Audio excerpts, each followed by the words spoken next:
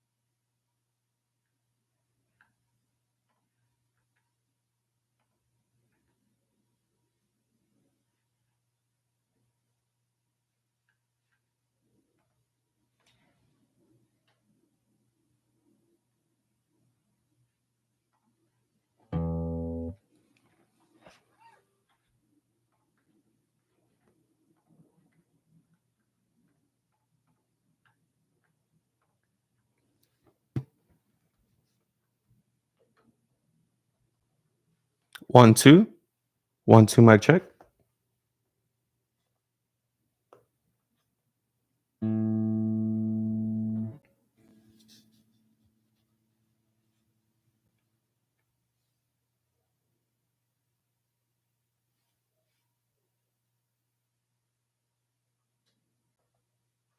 Mic check. 1, 2, 1, 2. Check, check. Mic check. 1, 2, 1, 2. Check, check.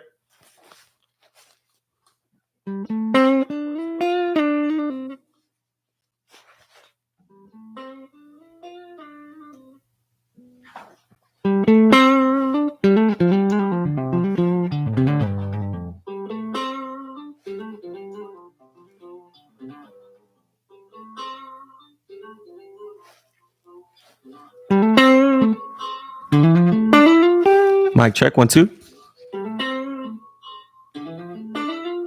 Mic check. 1, 2. I think it's working. Mic check. 1, 2. I think it's working. Mic check. 1, 2. I think it's working.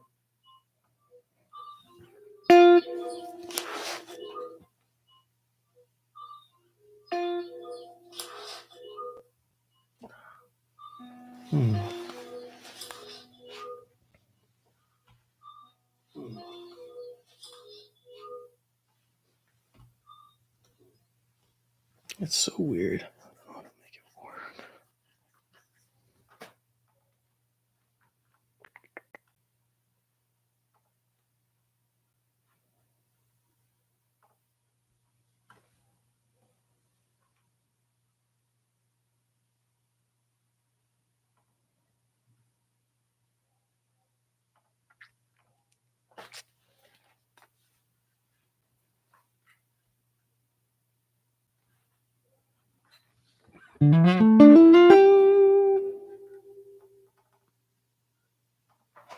Just get another guitar.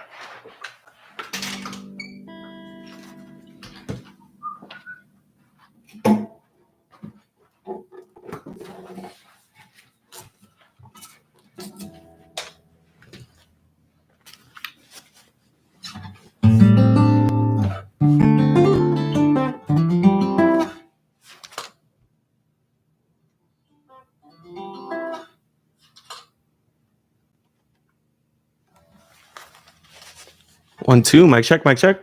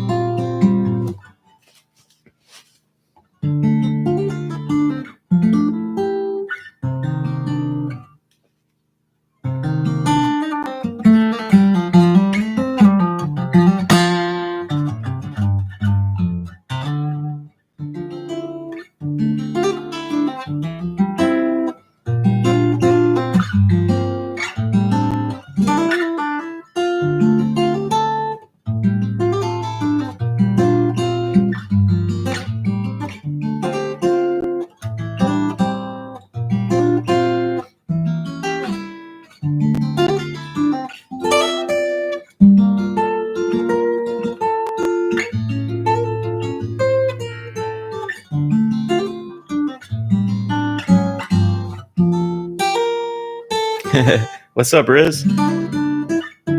Just gotta practice.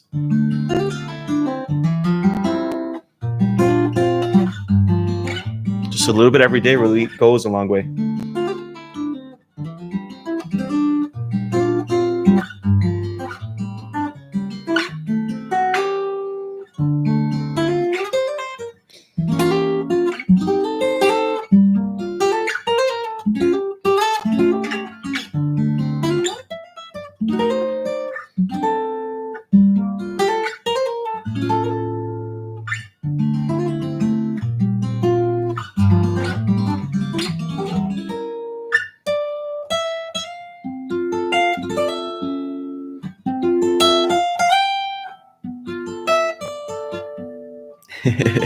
Yeah, that's all we can do is try our best, right?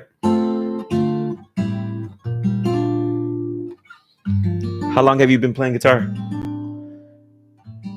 I know that one. I follow you everywhere. Keep up the good stuff, man. Thanks a lot.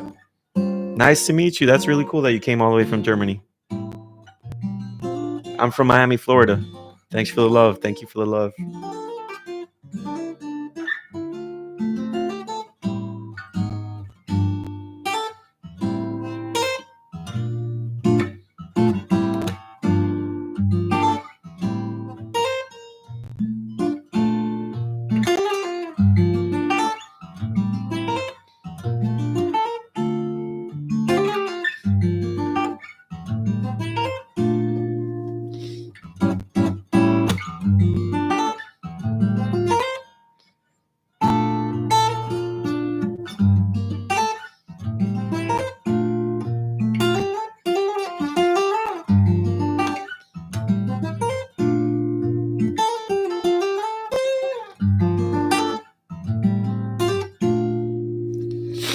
Like 1 year for real, but now I stopped, but I'm a bit back now. Good to hear, man. You know, sometimes if I don't practice for a while, or I'm kind of in a rut or a plateau, what's helped me in the past is watching live music. Whether it's like local music or, you know, just a concert that I want to go to. Usually after the concert that I go to, I'll come back and I'll write music. Or jam out.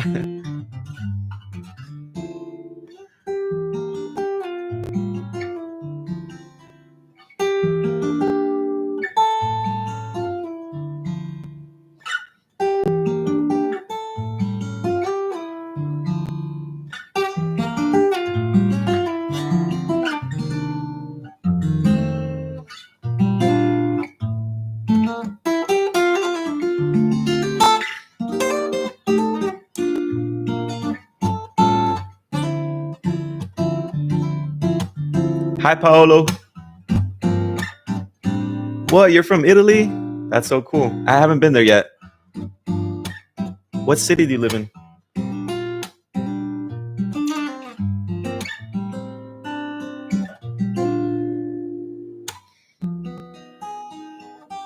I'm all the way from Miami, Florida.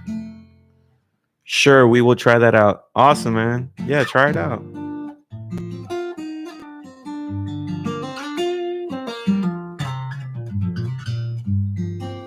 I'm near Rome. Definitely worth the visit. I bet it is. I bet it's beautiful around there. Do you guys have a lot of music around there? Let me put this a little closer like this.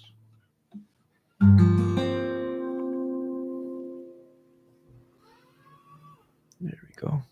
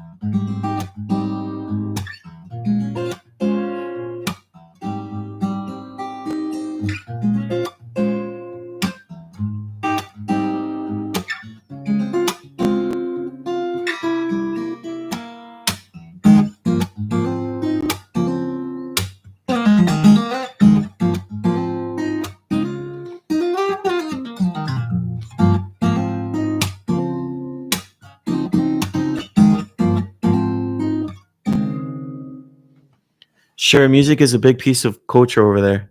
Cool. I wonder if there's a lot of wonder if there's any R&B over there.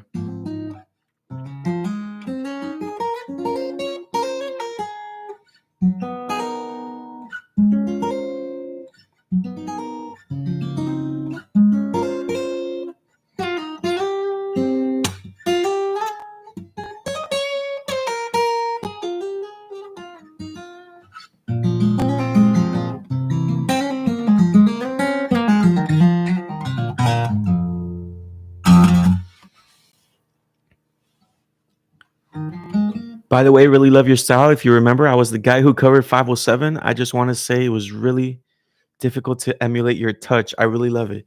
Are you the guy who did the solo cover that I think I might have just seen it like not too long ago. Oh, that's you? Bro, you killed it, man. I'm looking over here on YouTube. I'm trying to see if you're the guy that I'm thinking of. You did like a cover for like the chorus part and then the solo. Bro, you killed it, man. If you don't mind me asking, how like did you learn it with the tabs by ear? And what was the learning process like?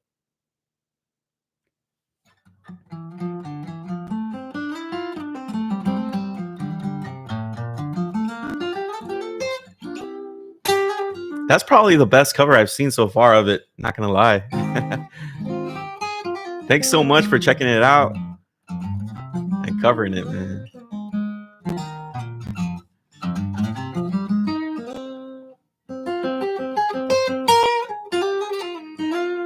Yeah.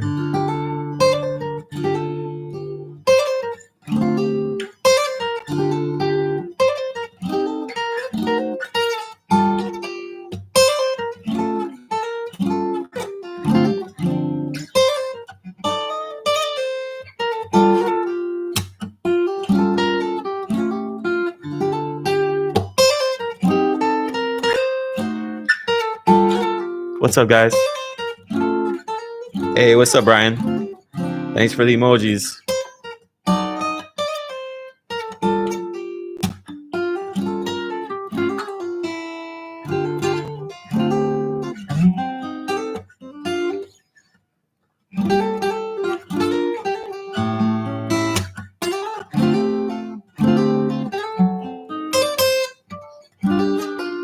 Sounds great. I'm still working on that one. To be honest, me too. I make these songs and sometimes I make them a little bit too difficult, so I gotta really practice them to play them perfect.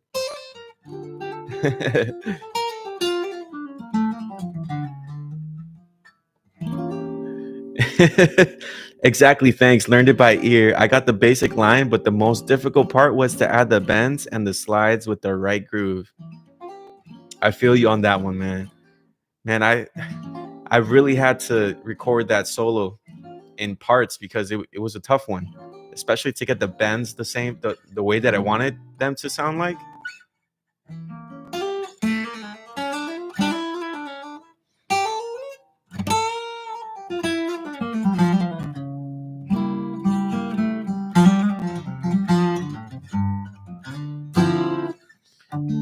But that's really cool that you covered it, man. Yes, the double band, man, so good. You know, a lot of that stuff is inspired by my favorite guitarist, Matias Sato, like, and a little bit Guthrie Govan too. Those are like my two top guitar players that I really love.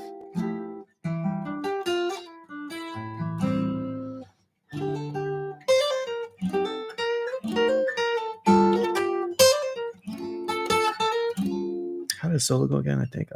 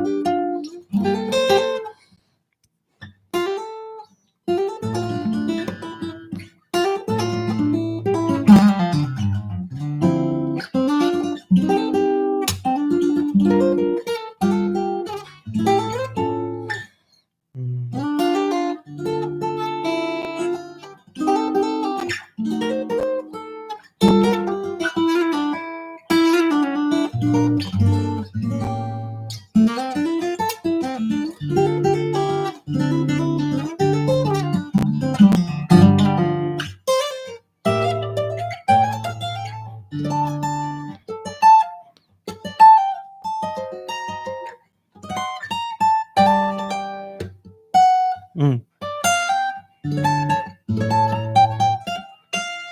Super hard to play on this guitar. The action is a little high, and then I don't have that much room over here. First time I tried there, you took all the best from them. Let me tell you, that's what I'm trying to do. And all the acoustic version just melts. I appreciate the love, man.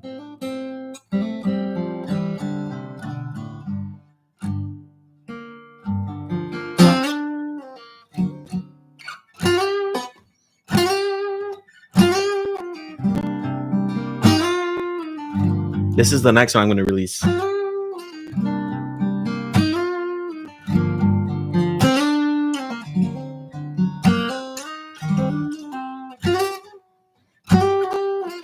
A little rusty.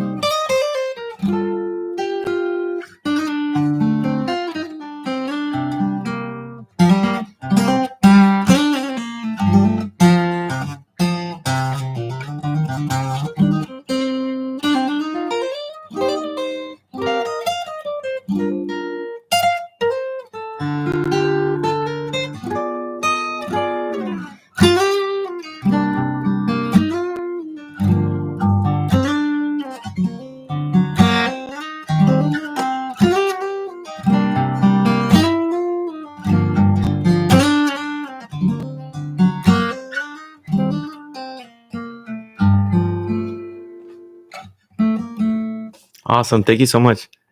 What was your career like?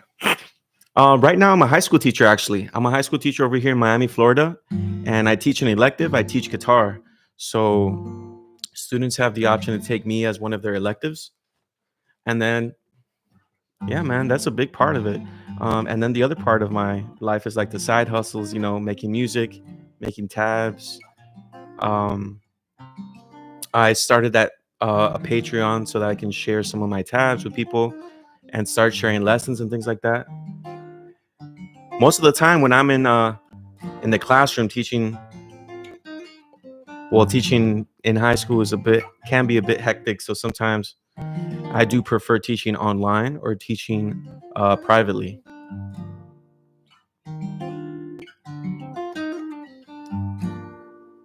So I'm still working on that whole career thing. It'd be great to, have a source of income from anywhere in the world. So if I can make Patreon, um, if I can make Patreon to the place where it can, generate enough income as me teaching, then I would just resort to Patreon and just teach online.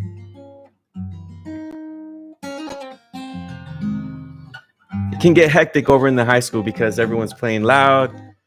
Some people are not really into it. And yeah, you can probably guess what it's like being a high school teacher.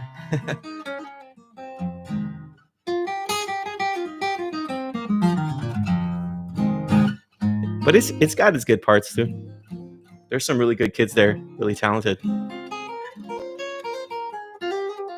It'd be cool to, maybe go on tour with some artists.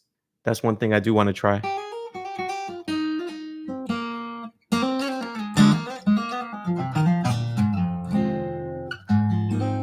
But yeah, it's hard to make a living off of music, You really got to put the work in. And a lot of the times I'm pretty tired from just waking up early and going to, my day job, the high school teaching job. What's up, Better News? It's a funny name. But I'm really grateful for the job because the job has really, this is my 5th year teaching. And, it's a steady source of income. So I get to, you know, have my own place, rent out my own place. I get to also, buy stuff. I get to eat, be a little independent, so it's cool too. What's up, Sloster? Whoever that is. Yes, it's Mr. Flo. This is my first time trying out uh YouTube. What? YouTube streaming. Who's Cole? It's Cole. Never heard of a Cole. But nice to meet you, Cole. Where are you from?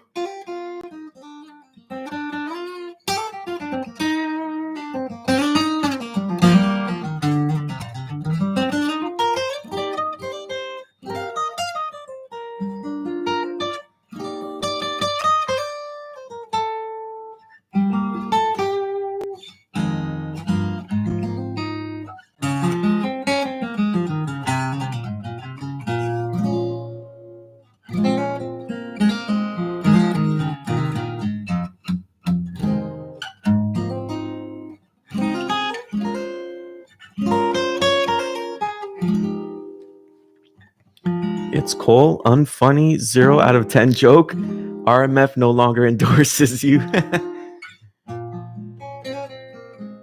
Paolo says also, I read you produced for some artists.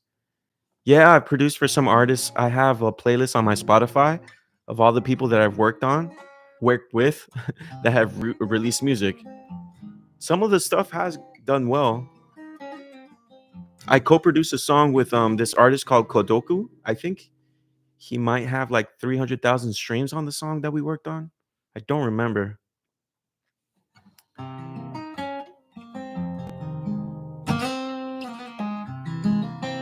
The other thing I do sometimes is that I'll sell loops to people. That's another way that I bring in income. I'm going to start doing that more this year.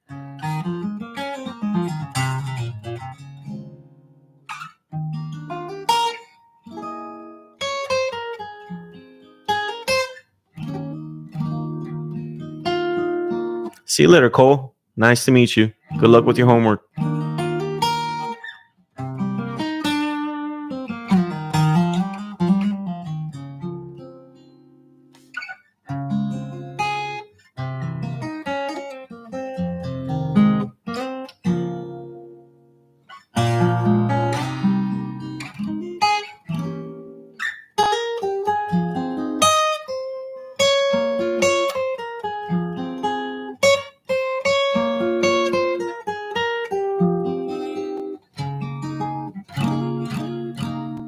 All right, Paolo.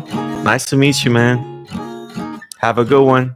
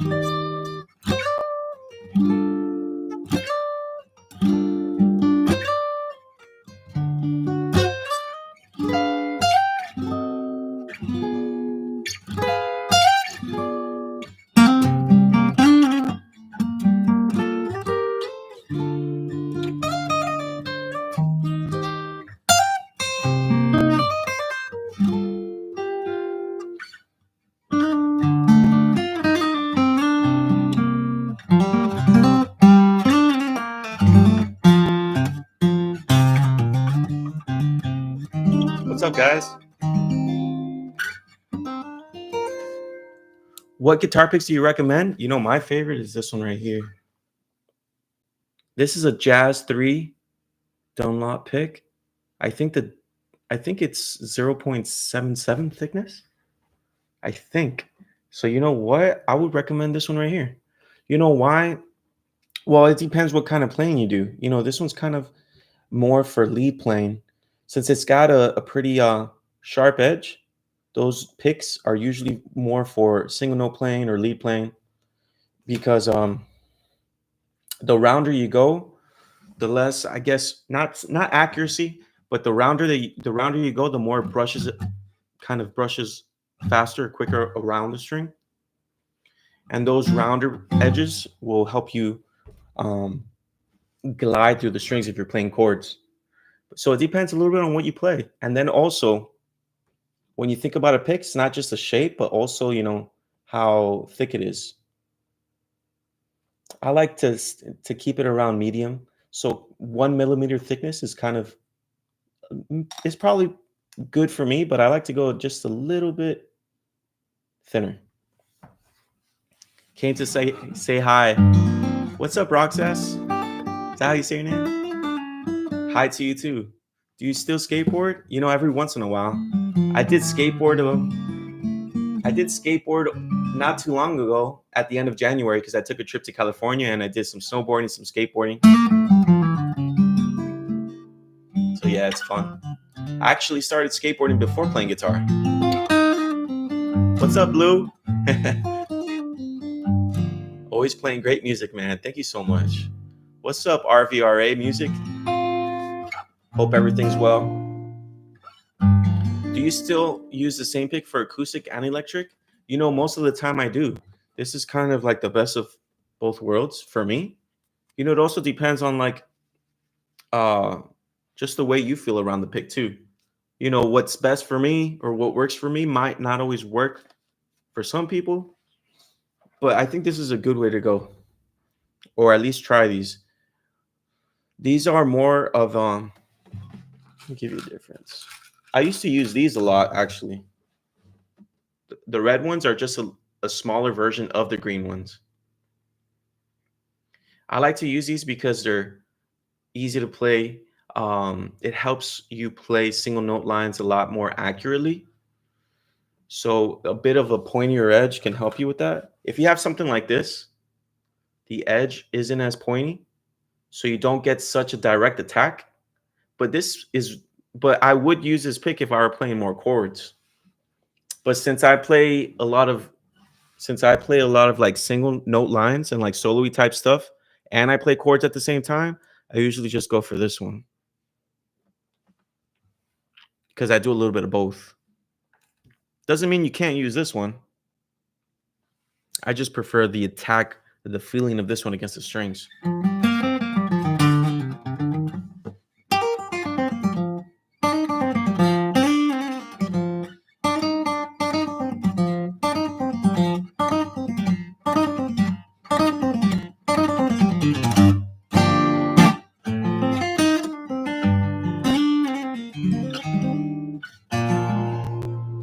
Appreciate you.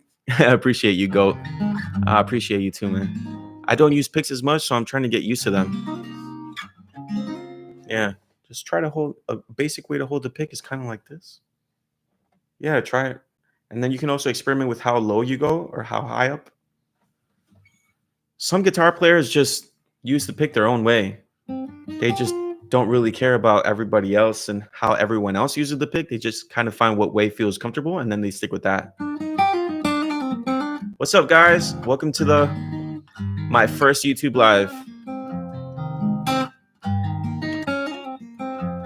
Shout out to you guys. If you're on my Patreon, if you want to learn more, I will be posting up more tutorials soon. Any reason going more into there's like an emoji that's blocking my live chat. Any reason going more into the R&B? Oh, like why do I play more R&B? Man, you know what? I remember back in college, I had this ex and she showed me this artist called h.e.r. And the first song that she showed me was a song called Losing.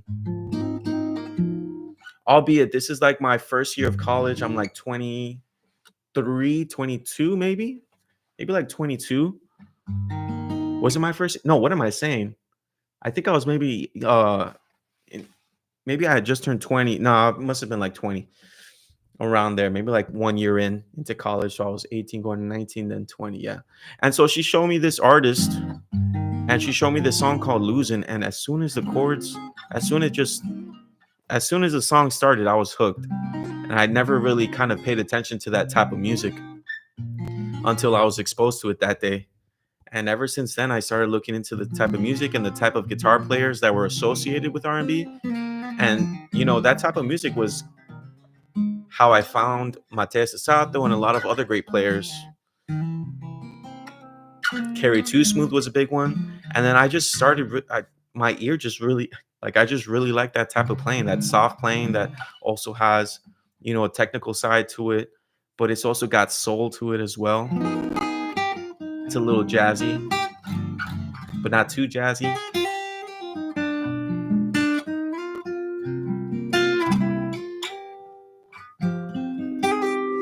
So yeah, that's kind of why going into R&B. Just really like how it sounds. Gives me goosebumps. The good kind.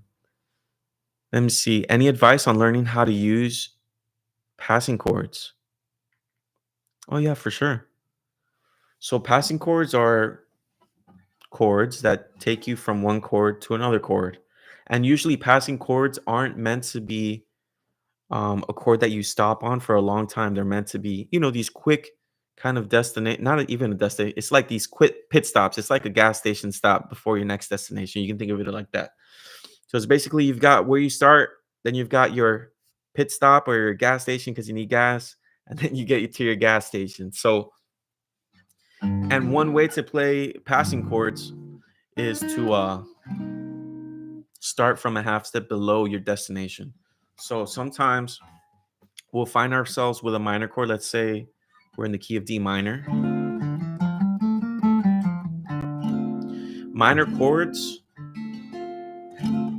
you can always place, most of the time, you can always place a passing chord a half note, not a half note, a half step below your minor chord. So if your minor chord starts on the 5th fret, you can always play a diminished, fully diminished 7, a half step below your root. And you can also do it a whole step above your minor chord. So this right here, 1, 2 is a whole step. Now, of course, you can you can do just that, right? Whenever let's say you have a G minor, that means you can play an F sharp fully diminished, go back to it. Or you can play an A fully diminished and come back to it. So basically what I did there is that this is my destination. And what I did is that I went one half step below or one whole step above. All right. Another way, so that's basically how to use diminished passing chords. And then, of course, add some style to it. Like if this is your passing chord, you can do this. You can add different melodies on top. Right? Right?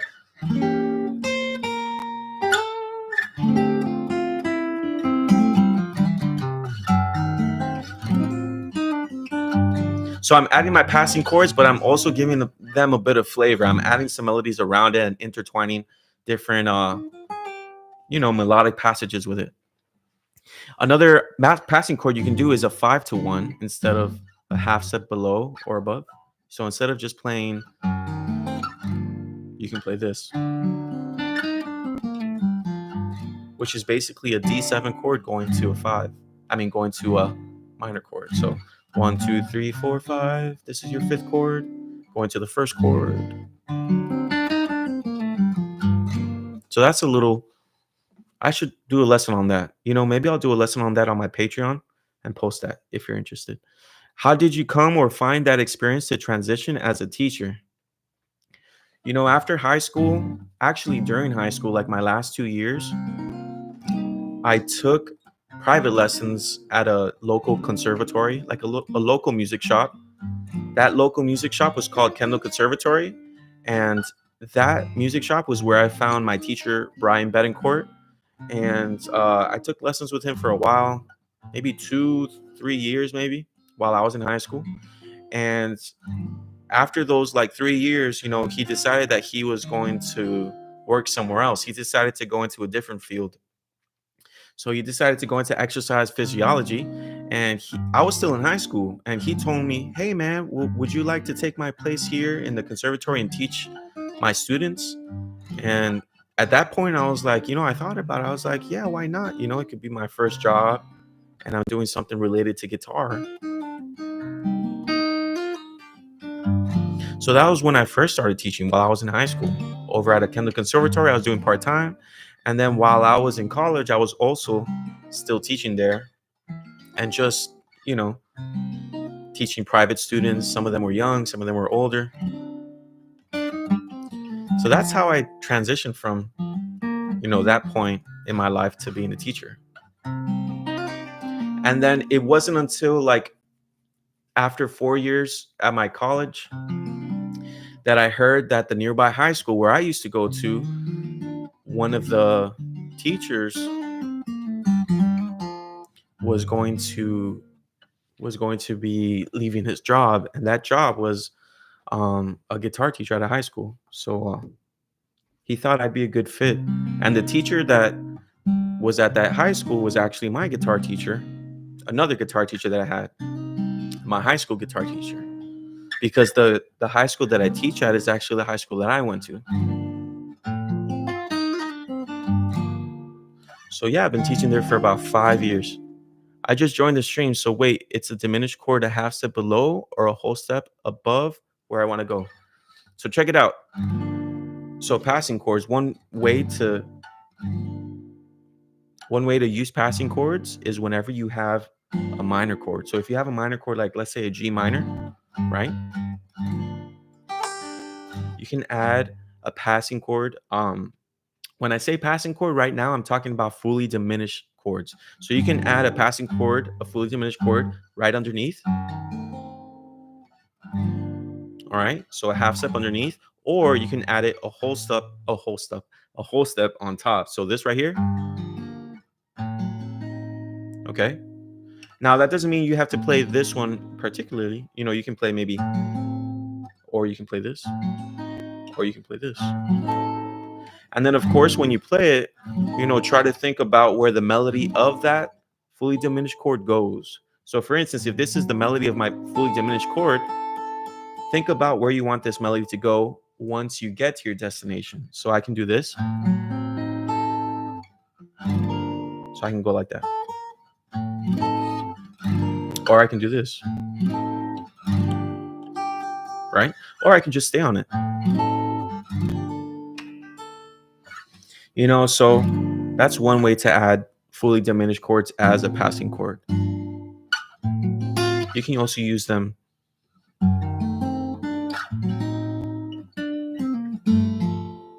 See, I use 2 passing chords there.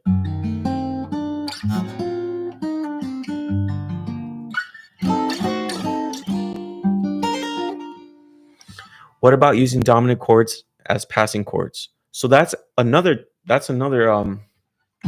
passing chord option you have too.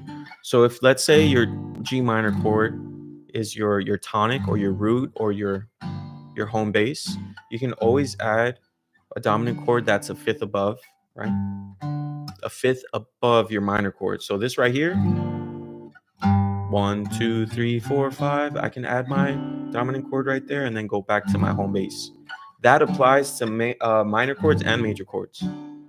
The other one is more of a minor chord thing, but you can also add them in certain ways for major chords. But for minor chords, yes, you can add the dominant a fifth above. And usually when you add the dominant a fifth above, usually if you're going to a minor chord, that dominant chord that you're using as a passing chord, what you usually want to do is relate it to the minor scale. So for instance, this right here, if you're going to add a bit of flavor to this, you can add the flat 9 there. You can add the sharp 9 there. And you're probably saying, well, why can I add those? Well, that's because these right here, these notes are part of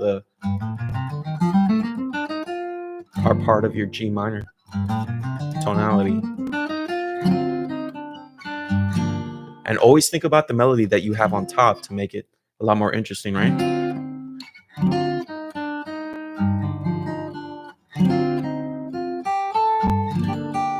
There's so many ways to lead this dominant chord into your home bass,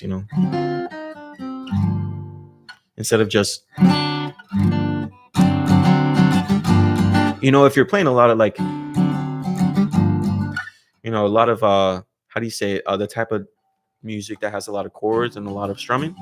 Yeah, you can just stick to the regular one or this. Where am I going?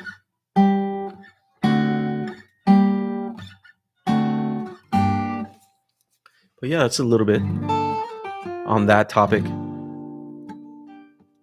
Nguyen says, "Hey, hello. It's great that you stream. I really love your music. It's great and very emotional. Thank you so much. You know, when I make the songs, I think about like what emotion I want to provoke,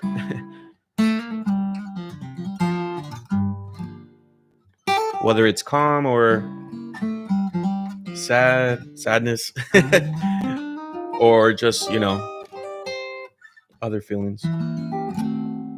But yeah, I'm glad that my playing sounds emotional to you. You're a great teacher. Oh, thank you, Winner. But it was nice to pass by and say hi. Nice to meet you. Nice to meet you, Roxas. Roxas, maybe that's how you say it.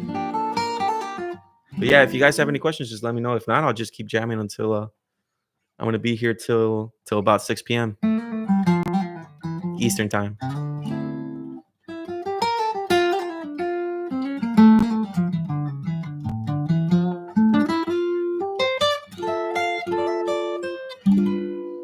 Thanks a lot, guys, for tuning in. And if you want lessons, you just let me know. Or if you want to check out some of my tabs, I've got them all on my Patreon.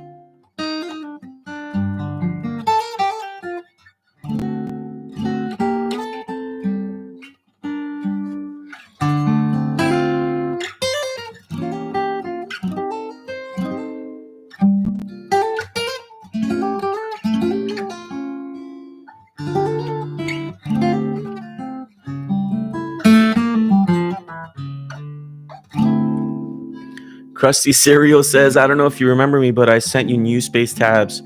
Do you know any Mateus Asato or any tips to improve on his style? Oh man, Mateus, that's the man. Yeah, I remember you. You sent some really good new space tabs. It was a while since I had played that. I think Metropole was the one that I covered a while back. I don't remember. Do I know any Mateus Asato or tips to improve your style? You know what? Here, one thing that I really like about Mateus Asato that would really improve your style is adding like very quick slides that go up and then down. So for instance, this right here,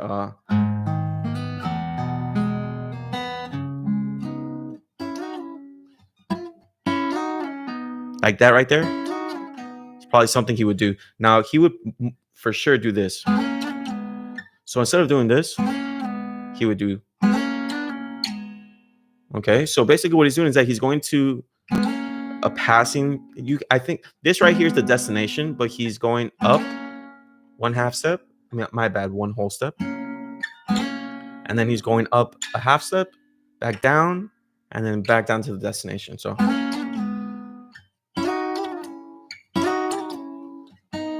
that's really like kind of Mateus vibe right there.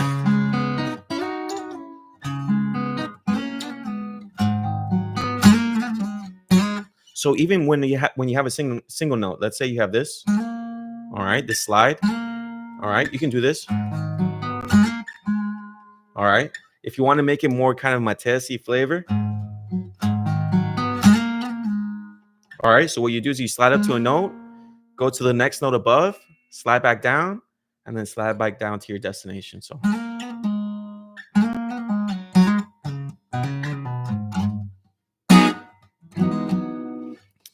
But yeah, well, mostly nice knowing you.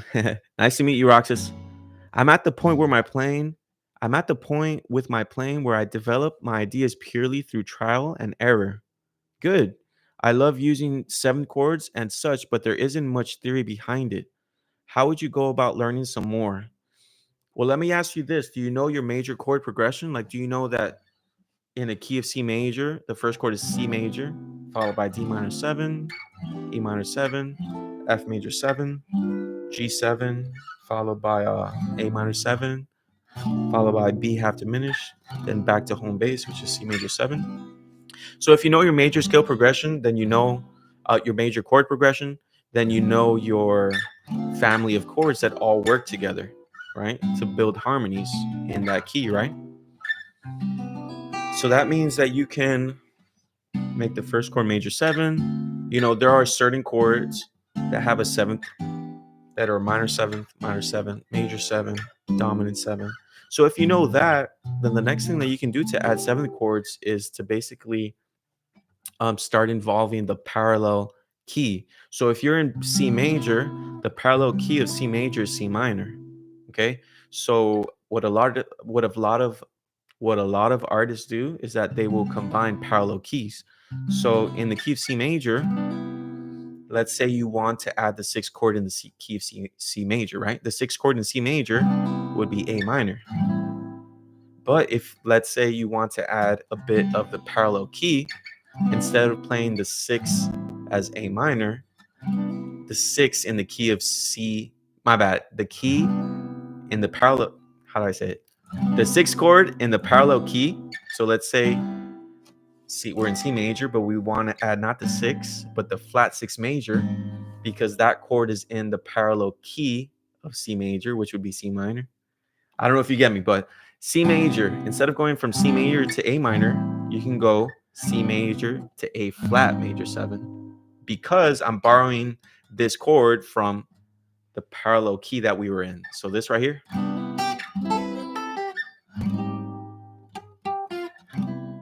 All right. So that's a way to start making your chord progressions more interesting and start actually making them, how do you say, more interesting, and start like putting more meaning behind them.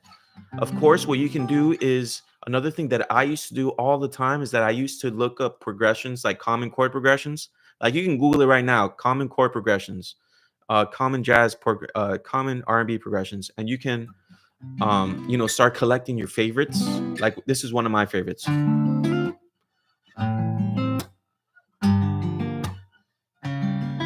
right? And then once you get your progression that you like, you can start switching it up. You can start doing, right? So, and then it's also good to learn not just your major chord progression, but your minor chord progression. So if you're in C minor, your two chord would be D half diminished, followed by E flat major 7, F minor 7, G minor 7, or dominant, followed by A flat major 7, followed by B flat major or B flat 7, and then followed by minor 7. And then of course within that you can add more stuff. You can add like, so what I did there is that I added from the harmonic minor progression. So now instead of taking from the parallel key of C minor, I took from the parallel key of C harmonic minor. So that's how you can make your chord progressions more interesting. You can take chords from parallel keys. So parallel key meaning if you're in C major, you can take chords from C minor or from the tonality of C harmonic minor, or, and the part of the reason why it sounds good is because you're not just completely going into a different key, you're going into a key that also shares some of the notes from your previous key. I hope I'm making a bit of sense here. So what is this concept called? It's a good question. When I learned it, it's called, is it called modulating? Um Change trans, some people will call it transpose, how do you say it? Modulating to a different key. I just think about it as, yes, I guess you are modulating to a different key, but it's a parallel key. It's not that far away. All right. So basically, you're just using the parallel minor or a parallel harmonic minor tonality. So I would just call it maybe parallel key jumping. Borrowing there, you can call it that. Brian, that's my teacher right there from high school. We still jam. You can borrow chords from different keys, whether it's parallel keys, right?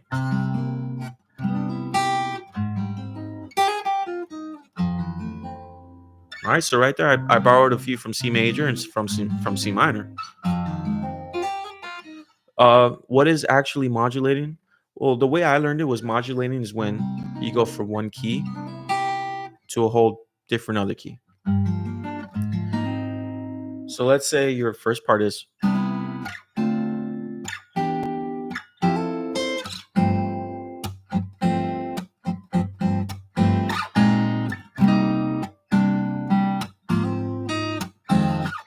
so I went from C major to C minor. But you don't have to go to, like, you can go to any key if you want to change keys, right? You can call changing keys modulating. That's how I learned it. And sometimes, like what Brian said, is that you don't have to go into the key, a different key completely. What you can do is just borrow some chords from a completely different key if you wanted to. But probably what's a more accepted idea is to borrow chords from a parallel key, meaning a key that has the same root note. Amazing concept. I hear that happening in gospel music all the time. I just didn't understand how they got there. To be honest, I'm still trying to understand it too. Some of their stuff is really, it's soulful, but some of it is like you got to sit down and see, like, oh, how did they get there? Why did it sound so good? And borrowing chords, and modulating is, a cool way to add interesting ideas to your chord progressions. So, like, for instance, this, who does that? Who a good example of borrowing a chord or jumping into a parallel key is the song called Best Part by h.e.r and Daniel Caesar.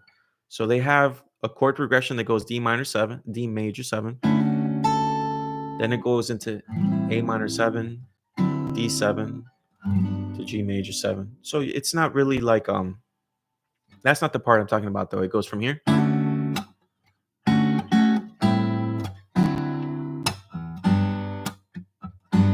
Then right here, it goes into a B flat major 7. But if you know the key of D major 7, you'll know that B flat major 7 is not in that key. It's actually in D minor 7. So they're borrowing this chord from the parallel key of D minor. But the chord, or the chord progression, is technically in D major, right? So you can almost say that the song is modulating to D minor for that chord. I wouldn't say that, but that's one way of, like, thinking of that type of way.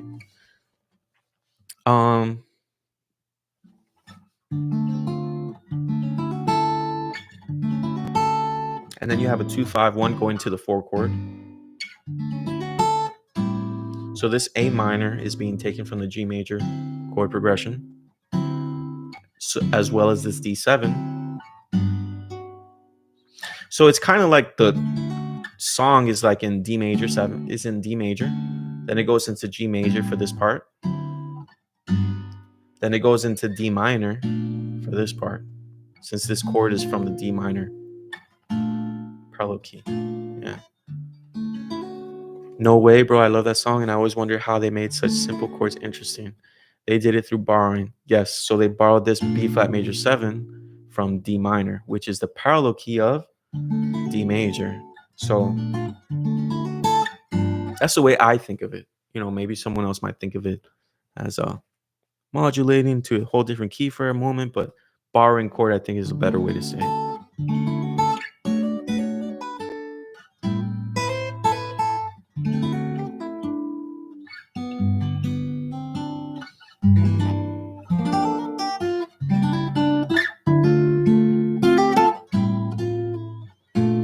I'm glad you joined the live, man. Thanks for passing by.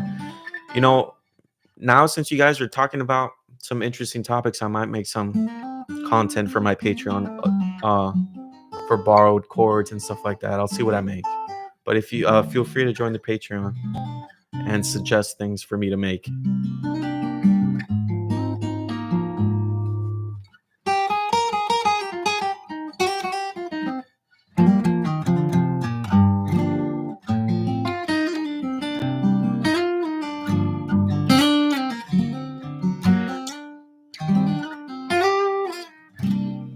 I'll take a few more questions, guys. I'm too bad I caught the last 10 minutes. All good, man. A little bit is better than anything, than nothing. I already learned something. Great. I'm glad you did. I'll put some hearts there. Hey. Don't worry. I'll probably be on here. I'm going to see if I can figure out how to plug in my electric guitar to the computer I tried it earlier, but it just wasn't coming in. The signal wasn't coming in. I got to figure that out. Any tips on improving over chords from different keys? Finding it hard to navigate from G major to A minor in a way that sounds cohesive. So if you're going from key to key, one way to go from key to key and navigate it, I guess, cohesively is to find the notes that are similar in each key. So if you find the notes that are the same in each key, like G major has some notes that are also in A minor, right? Actually, a lot of them. A minor is A, B, C, D, E, F, G, and G major is G, A, B, C, D, E, F sharp, G. Did I say that right? Yes. So A minor has no sharps or flats, but G major has one sharp. So that means that it wouldn't be too hard to navigate from that key to the other key because they don't have too many differences. Now, when it does get tricky is when they don't have too many differences. Um, in that case, you want to target the notes that are similar, that are in both keys. Any tips on improving chords?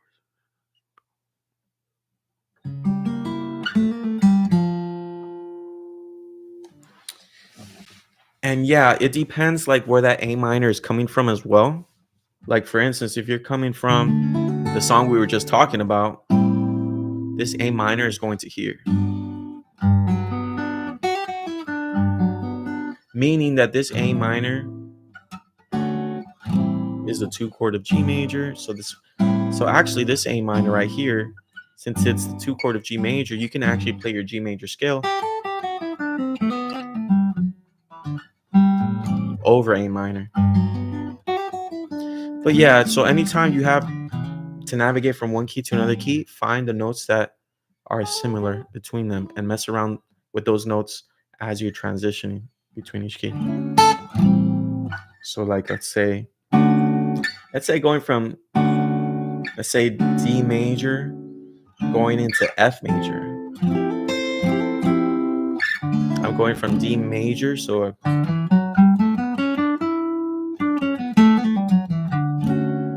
if I want to go to F minor, I know that the 5 of D major is the 3rd of F major. So if I do this,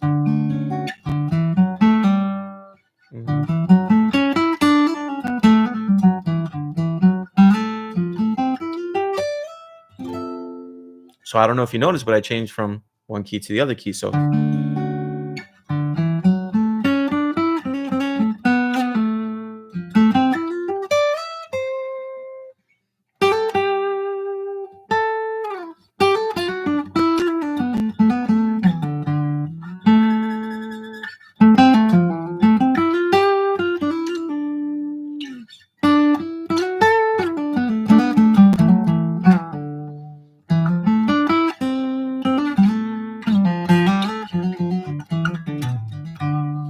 what I'm doing is that I'm going from D major to F major.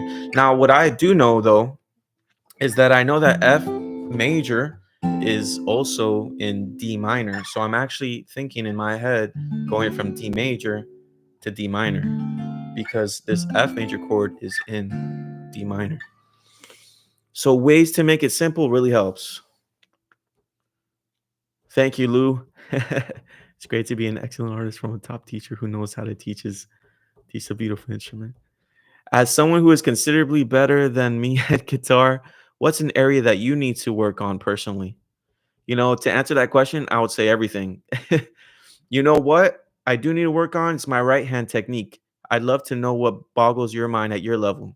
What boggles my mind is being able to um, go very fast, accurately with your right hand, alternating strings, and also being able to do that for a long time.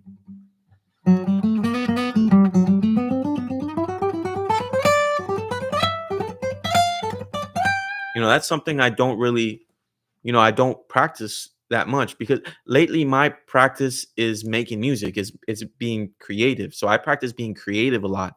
But then if you practice on just one thing, then other things, will start to, I guess you can say deteriorate.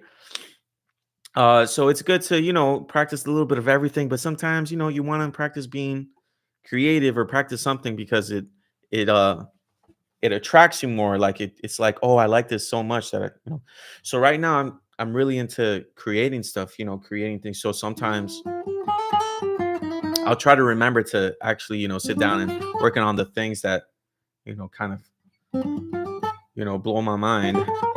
Like stuff by like, man, the guy, who's that guy I've been watching lately? His name is Andy. Andy, and he has a Sir guitar, a Sir model guitar. I forgot his name. Andy something. But he's got a great right hand. I mean, some of the greats like Paul Gilbert are people that I've got to check out, and start exercising every day. So the right hand technique is what I would say.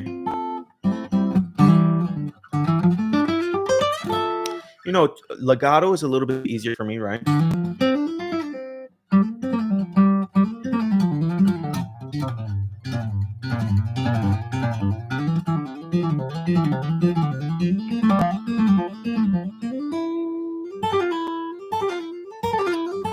But then when it comes to doing the same exact thing but with picking, is where I struggle. When I play R&B, that fast picking isn't really it's not really, not that it's not common, but it's not really like something I go to evoke the emotion that I want. If I'm playing R&B, if I'm playing, let's say this going to this, I'm not really shredding too much. I guess I could, but if I'm shredding to go from chord to chord, I'm usually incorporating legato.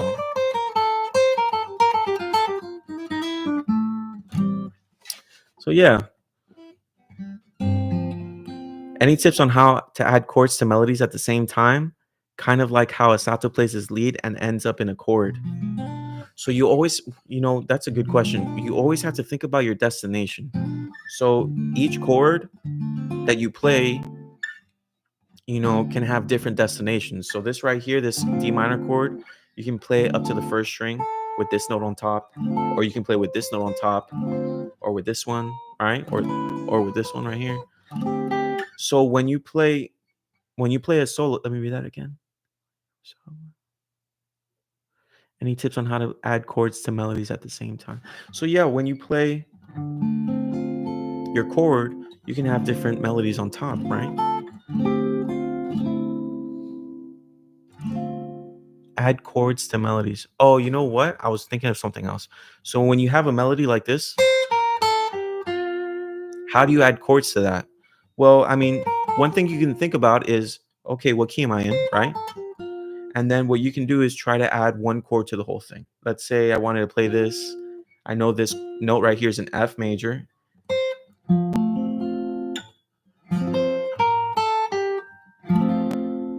So I'm basically harmonizing. All right. Now another thing I can do is let's add another chord. And actually what I'm going to do is that I'm going to add a chord that has this note on top. So I know this note. So I'm doing D minor now. And even if you don't know music theory, what you can do is just play a chord that has a certain melody on top. So now what I can do is I can do. And then what I'm going to do is that since I know this is in the key of F major, what I'm going to do is I'm going to start experimenting with different chords. So I know that this right here is the third of A minor.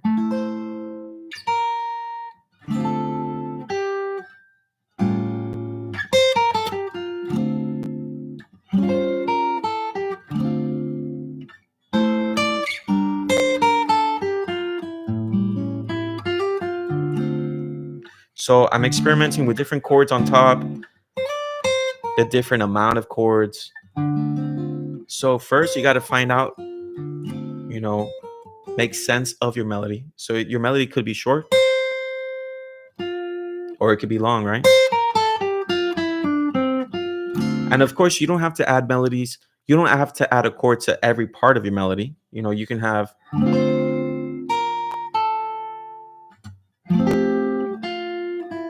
So right there, what I did is that I played 3 melody notes per chord. It could be 2, it could be 1, could be, doesn't have to be even either. Just follow your ears. Tutorial on golden hour. I should make a tutorial, an official tutorial. I don't have a posted date for that yet, but I do have that in mind. Yes, it'll for sure post on my on my Patreon. I'll aim for February. Also, D major is the parallel to the relative minor of F. Yes. So in terms of shapes, you can switch between the two. Yes. At the same time. Amazing. Thank you. You got it, Leanne. Thanks for dropping by. Brian, legato kills me. You know who's helped me with legato? A guitar player called Tom Quayle. I bought a few of his courses, and he's got some killer exercises in there. Practice it a little bit every day. It'll get you there. What's the best way to navigate music theory for guitar? I feel like when learning, I don't have consistent path, and I'm just picking up different things as I learn. I'm gonna be real with you.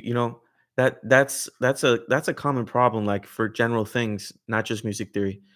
What helped me a lot was actually this site called um, well, of course, having a music teacher helps you so much because you can just ask them your questions, and you can also you can ask them about their experiences in school, because music schools, like colleges, usually have a curriculum that takes you from level 1 to whatever level they want to take you to. um but there's a few pretty good sites that are worth checking out, especially one called pickupmusic.com, which they basically take you on different genres from level 1 to level 10. But they also have these master classes about theory, about different topics surrounding guitar. But of course you start off simple, but usually if you really want to get good at it, another great resource is Rick Beato. He's got a core. I forgot what it's called, the Beato bundle or something like that. I have it as well. And he talks about, in that bundle he has a few things, and one of the things is like a music theory course where he takes you from 1 to level 10. Um let me see, best way to navigate music theory for guitar. But yeah, I would really recommend either pickupmusic.com or Rick Beato. It's either, or you land yourself a guitar teacher or ask him. Also, there are some good books out there, but then if you have a book, you do have to kind of teach yourself. So it's great to have at least, someone who's either talking to you via video, right? Or someone who can. Oh, thanks a lot. Someone just subscribed to the Patreon. Um, where was I? I lost myself there. But something that I realized, that I really picked up music theory back in high school, just in choir, in guitar class, reading from a book, reading from a few books that were, uh, recommended to me from teachers throughout my years at college, throughout high school, and just picking up things as I went along, not really paying too much attention about it at first. But yeah, having a teacher really helps. If you ever want to get on a call about it, just let me know and I'll teach you what I've learned in the beginning and see where you are and stuff like that. How much was my Sir guitar, and did you order it online? You know, I ordered, I don't know if you can see, but that one right here, I ordered this guy online because I couldn't find him anywhere, couldn't find him nearby. So this guy, shit, to be frank, this guy was like 3 grand. This, so much, if you think about it, it's like buying a little used car. But the thing is that I just really wanted to try this guitar, and I told myself that if I don't like it, I'm sending it back. And this is my favorite guitar player, still for a long time, is Mateus Sato, and this is his, limited, not limited edition, but this is his model guitar. And man, it just plays so easy. I love this. I love this guitar so much. Of course, later down the road, I'll probably get Uh, I don't think I'll sell it. I just love it so much. But of course, I didn't pay it all away. I mean, I didn't pay it all the way. What I did is that I did a payment plan so that it's more manageable to buy a guitar like that. And then this Sir guitar, I think I bought this one in the store. Did I? Sa- Same thing. This one's not a Strat, so it has more frets. Same thing. It feels so good. You can get the action pretty low, which is what I like. The tremolo bar is just very smooth. Very well built guitar. That one was also around 3 grand area, and it's it's tough buying these guitars. I always think, man, what I could have done so much with this 3 grand or done something else. Could have invested it. Google's doing pretty well. Amazon's doing pretty well. But if you really love guitar, then and you've been doing it for years, you do want to have a very quality instrument. Um, so it is something that if you're really into the guitar and it's more than just a hobby, then it's something to look into and to really. I don't do it that much. I try not to buy too many guitars anymore. I think I'm done for a while. But yeah. I love Room 507. Hey, thank you so much, Jamal. Thanks for checking that out. Tom is a monster. Yes, he is. Can you explain the title? Sure, yeah. Room 507 is actually the high school classroom that I teach in. And the high school that I teach at is also the high school I went to as a kid. And that is the same room that I took guitar from the previous teacher that worked there. And when I was making the song, I made the first riff in the classroom, during one of the periods where it was just a free day. Because sometimes what I'll be doing in class is that I'll be making music. Either I'll just be doing it on free time, or some of the students might ask me what I'm up to, and then I'll show them. But I made most of the song in that classroom, so that's why I called it Room 507. How much was your sir? I read that. Your channel is so underrated. You could easily become the biggest guitar tutorial channel there ever was or will be if you put these tips on the channel. You know what? Thank you for letting me know. I'm going to have to do that. I'm going to have to start doing that. Thanks for the heads up, Winter. I appreciate all the stuff that you've asked. You still doing lessons? Yeah, I'm doing lessons usually through Zoom. People like Zoom lately. I do them every once in a while. Practical Theory for Guitar by Don Latarski. Man, that book is OP. Overpowered. That's a great book for a theory. Winter, you should check that out. I use that one with my teacher, Brian. Thanks. I'm going to look into that book, Brian. You're welcome. Tell me about it. Just bought a new Gresh jet with a Gibbsby. Wife wasn't too happy. I feel you on that one. At the moment, I don't have a wife, so I'm able to buy as I please. The only one who suffers is my wallet. Sorry if you ignored it intentionally, but any tips on making the guitar actually sing like a person? My bad if I missed that. I probably missed it before. To make it sing, there's a lot of ways. There's a few ways to make it sing. Of course, of course, making it sing, you can think of bending as making the guitar sing like a person, right? Bending is one, or vibrato. And there's different ways to add bending. There's how far are you going to bend, right? Are you going to bend and then bend more? Are you going to bend and then release? Are you going to do it backwards? And there's also a lot of things you can do with just vibrato. You can do a slow vibrato.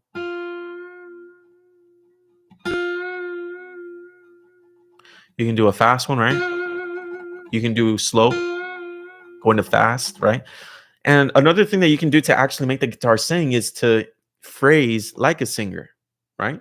A singer is not going to sing this, you know? They're not going to sing like this, probably, right? They're going to sing more like this. Da da da da da.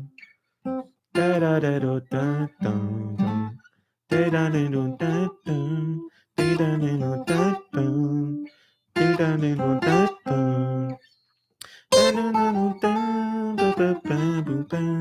Right? So also kind of seeing like how they are going to sing, how a singer phrases is also a way that you can it's also something you can apply to the guitar to make your guitar sing like a singer. That's very important. Usually usually singers are not going to do very big leaps. They are usually going from note to note, only like a whole step away, a half step away, maybe a skip from time to time. But that's how you can make the guitar sing. So a combination of vibrato, bends, and phrasing like a singer is a great way to start. Yep. Did I miss something? You told on Instagram Carrie Too Smooth taught you a lot. Carrie Too Smooth, I bought a few of his courses and man, I still go back and look at them. I was just looking at them the other day. I remember years ago, I came across this guitar tab notation website called soundslides.com where you can make an account and you can make your own tabs, and then if you want to share the tabs, you can pay like a few bucks per month, and you can also sell courses. So I was just browsing one day through it, and I found this guy called Carrie Too Smooth, and this was around the time, man, when I was like in college. I was getting into R&B, and I was like, I saw the trailer for it, and he was playing these licks and these chord progressions, and like he wasn't just playing them verbatim. He was adding soul to them. They just sounded so good. So I bought that course, maybe like 30 bucks or something. And bro, I probably learned like every single etude or thing on that course. And I still remember like some of my favorite ones. But yes, and it was so great meeting him. I met him over in California about 2 weeks ago at the NAM show. Um, and man, I only caught him for a second. I didn't want to, take too much of his time, but I told him how much, he meant to me, and how much I learned from his playing, from his guitar courses and stuff. So yes, I've learned a lot from Carrie Too Smooth. And then of course, when you learn from a course or whatever it may be, you want to also take the time to try to make the stuff that you learn and try to put your own spin on things. So, I tried to add, a little bit more whammy. um so I also added like more types of kind of different licks in there.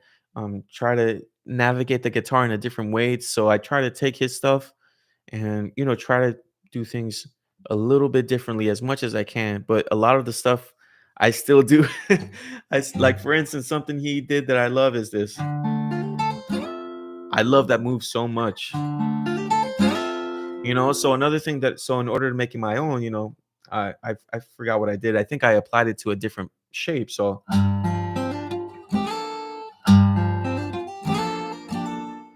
so I made it, instead of this, I did something like I did. I added some Mateus in there.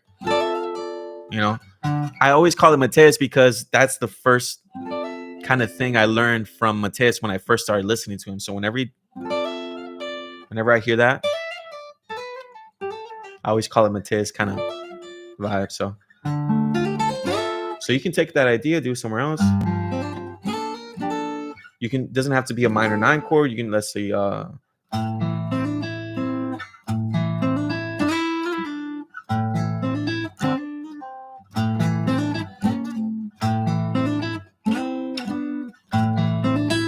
or you can just take the rhythm and do something with it.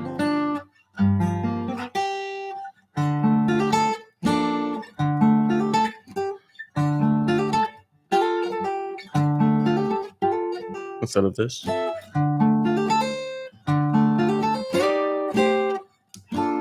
Or you can just go somewhere else with it. Instead of going all the way there, you can go to C minor 9.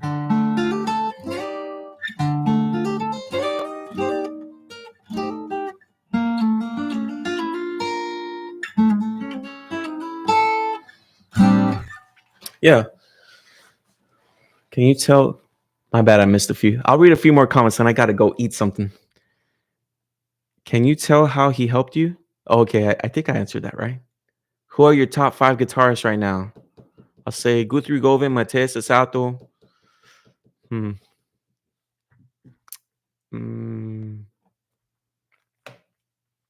Go Through Going, Matías Sato. Who else have I been listening to?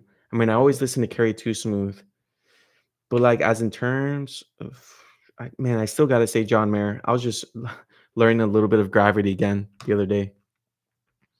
Yeah, so those four. Who would be my fifth? Hmm. Not sure. If it comes up, I'll let you know.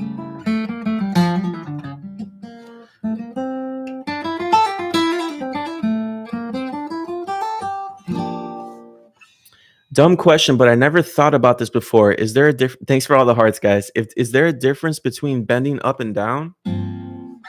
You just made me think about that for a second. The only, it's still bending the note in the same way. I mean, it's still bending the pitch up. It's just a different feeling, right? Here you're going this way, and then on the other way you're going this way.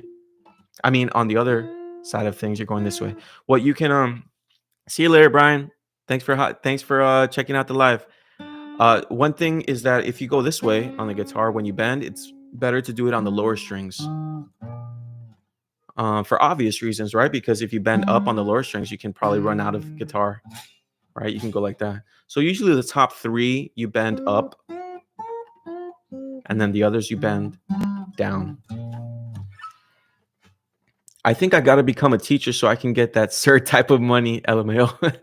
you know, uh, of course, being a teacher doesn't make loads of money, but it also helps. Like when I was a teacher, like my first 2 years, 3 years, maybe 2.5, I was still living with my parents. So it also helps not, having to pay rent. Now that I'm paying rent these past maybe like 2 years, is it 2 years almost? Now that I'm paying rent, I'm a little bit more stingy with my money, or a little bit more careful with how I spend the money, um, because now got more responsibilities. But of course, and also it helps not having having a girlfriend, because man, sometimes money just goes real quick when you've got someone else in your life. So right now, just trying to save, trying to use money a little bit more wisely than my previous years. Also appreciate all your tips, man. This is great. I appreciate you for stopping by, Winter. Phrasing like a singer is so underrated. I agree. Thoughts on the Tim Henson nylon string signature guitar? I had it in my hands for a little while. Actually, that was I tried the guitar at NAM. It feels really good. Um I did order it because I did a viral I did a TikTok video with one of my students, and the the video went viral, and the video was more than a minute long. And when TikTok videos are more than a minute long, they make more money, because it's kind of like a promotion these past 2 years. So that TikTok made a lot of money. Um, and so I didn't feel right just having taking all the money for myself. So, I thought it'd be nice to, use half of the money to buy one of my students and gift her a guitar, since the video did so well. So I thought that was fair. And I told her, I was like, hey, you should pick one of these guitars, one of these nylon strings, because I don't think she had like a nylon string, or maybe she had one that wasn't too good. So I gave her a few options, and she ended up picking the Tim Henson, the black Tim Henson nylon string guitar. And so before, I gave it away, I had it, and I was playing it for maybe about a few days. And man, it feels great. But, this guitar right here, to me, was great too. To me, this one won by a little bit. If this one right here is the Godin Mundial, and it just feels like a bit more quality. Um, and it didn't feel, this one felt, I think it's a little heavier, felt like, didn't feel as much as a toy. Not that the guitar is like a toy, but it has, the Tim Henson guitar is a bit more trebly. This one's a bit more mellow. Now, of course, you can make the guitar more mellow, the Tim Henson guitar, and vice versa with that guitar. But this one just kind of hit, like it felt bigger. It felt, I would say that the Tim Henson one, probably the action was a little lower and the neck is a little bit thinner. This one just, I don't know, just felt great too. The Tim Henson to me was like I'll say an 8.9, and like this one right here is like a this one right here, let's say it's like a 9.5, you know. So it's really close. But man, it was still a great guitar. R Essence, someone called Shari said, I just got here. No. Next time I'll see if I post it on my social so I can advertise it a little bit better. I kind of just went under the radar and just posted it as a story and on my Patreon as well. Enjoy your night. Thanks so much. That is so wholesome. What the heck? I appreciate it. Did that one guy from the TikTok really get to take home that quad cortex? Oh no, no, no. That wasn't I wasn't buying like my students a quad cortex. What I meant was like I was buying the guitar, like the guitar students in general, like a quad cortex to use in class.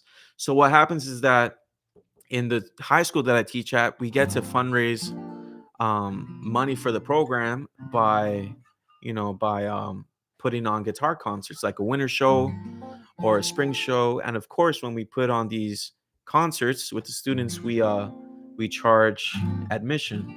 And of course, we'll make maybe a few grand for like the shows. And over time, it adds up. And so I wanted to do something nice for the advanced kids, and I wanted to get them a quad, to use in the classroom, because most of the time I'd be taking my own quad to school for them to use. But now they have one that will always be there. So yeah, no, they really want to take it, like they really want it for themselves, but man, it's just too much. I can't just give that one away. That's for just the guitar program in general. And it also makes the, how do I say it? They're great the quad cortex is a great device to use to plug in so many guitars, and it just makes those concerts a lot easier. What's up, Marcos? It's a smaller. Have you ever played a Kenny Beats Fender Signature? I haven't. I don't think so. I don't think I have. It's a smaller model, but it's so pretty. Thanks for your live. Your playing touched my soul. You motivate me to keep working on my guitar. Peace. Appreciate the kind words, Jamal. Thank you so much. Uh, all right, guys. I think that's it for the live. I usually go on live more regularly on TikTok. So if you want to catch me there, then feel free to catch me there. And if you want to join the Patreon, feel free to click the links in my socials and stuff. But guys, thanks for checking out the live. I guess I'll catch you on the next one. Ciao, guys. Take care. Have a great Wednesday. I think it's Wednesday.